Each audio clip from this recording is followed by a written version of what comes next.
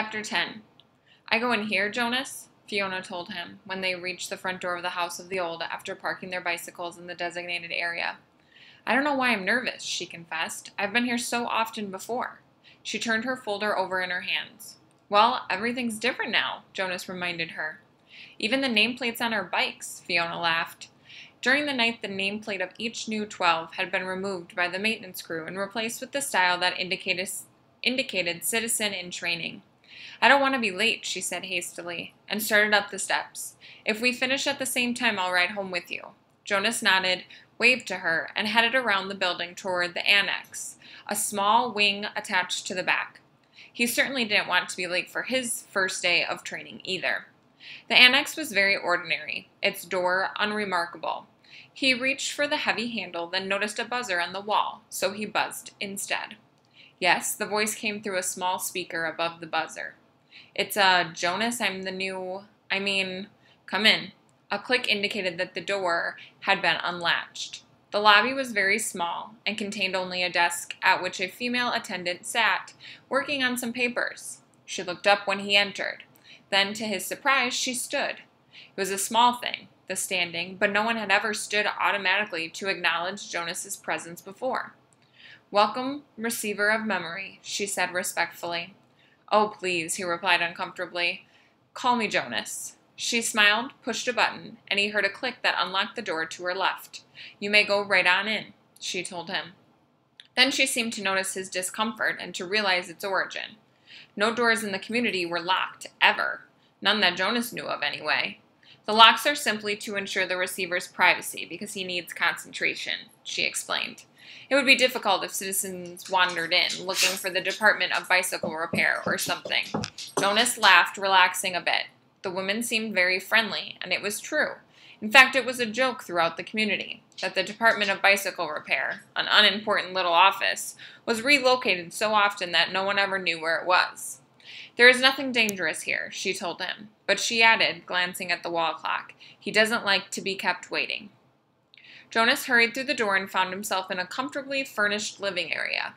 It was not unlike his own family unit's dwelling.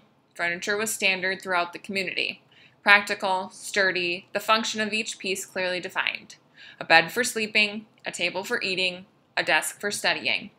All of those things were in this spacious room, though each was slightly different from those in his own dwelling.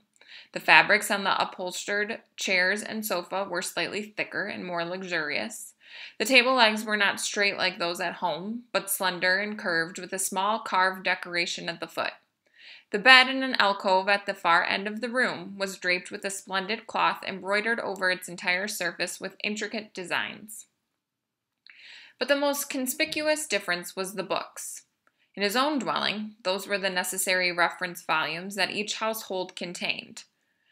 A dictionary and the thick community volume which contained descriptions of every office, factory, building, and committee, and the book of rules, of course.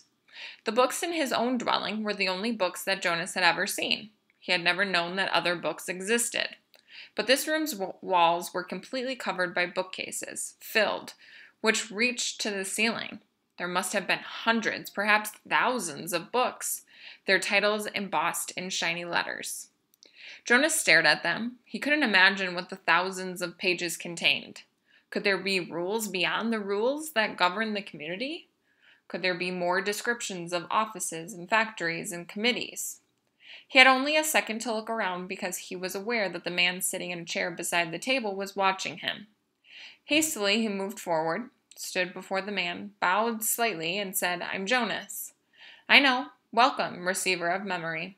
Jonas recognized the man. He was the elder who had seemed separate from the others at the ceremony, though he was dressed in the same special clothing that only elders wore. Jonas looked self-consciously into the pale eyes that mirrored his own. Sir, I apologize for my lack of understanding. He waited, but the man did not give the standard accepting of apology response.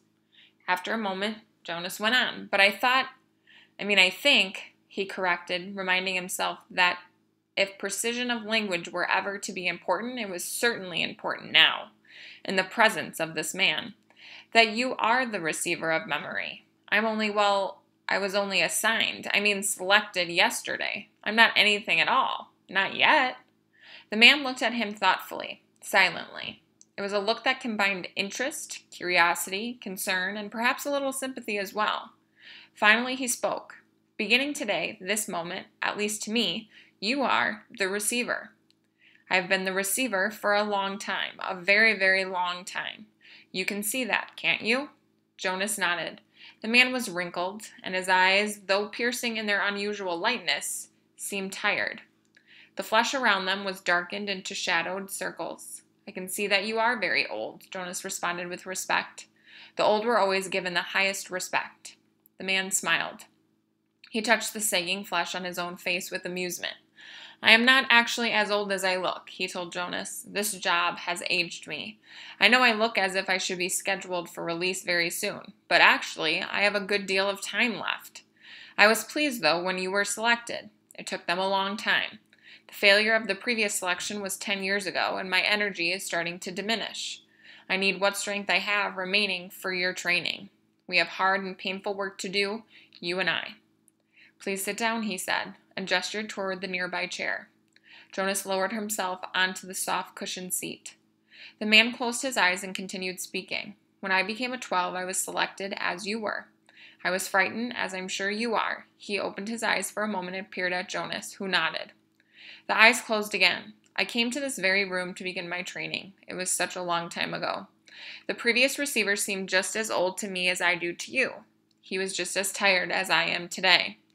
He sat forward suddenly, opened his eyes, and said, You may ask questions. I have so little experience in describing this process.